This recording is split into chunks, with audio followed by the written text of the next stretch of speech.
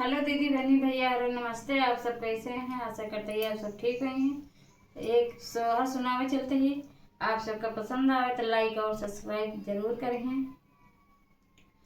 चनन कटाई रानी पालांगा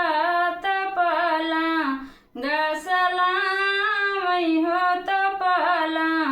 गसला मई हो मोर जीजा बिनी देते हमारी पलंगिया हो मंजूरिया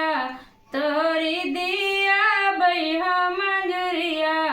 तोरी दिया बई हो मोर जीजा बिनी देते हमारी पलंगिया हो मंजूरिया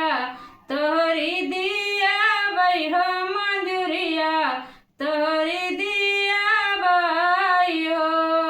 पलंग ही बिनु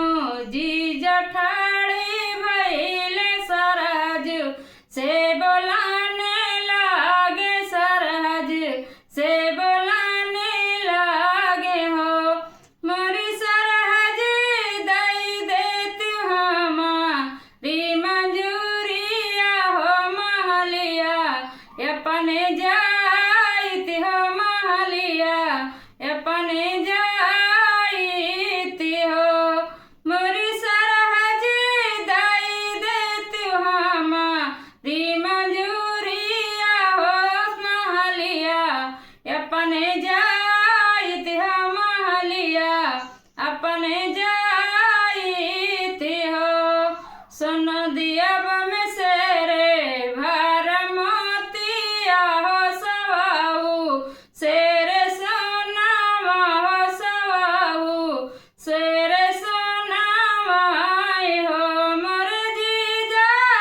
लई लेते सूल घोड़ावा हो महलिया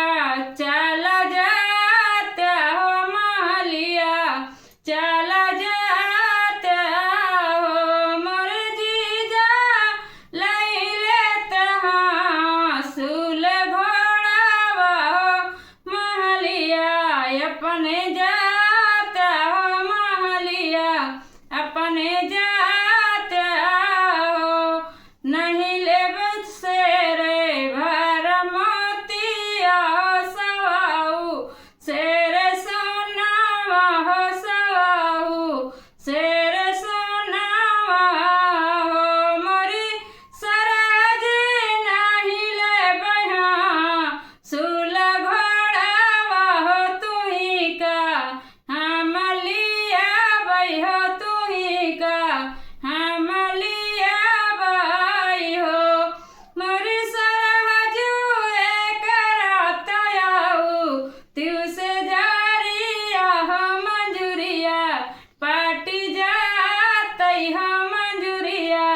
पाटी जातई हो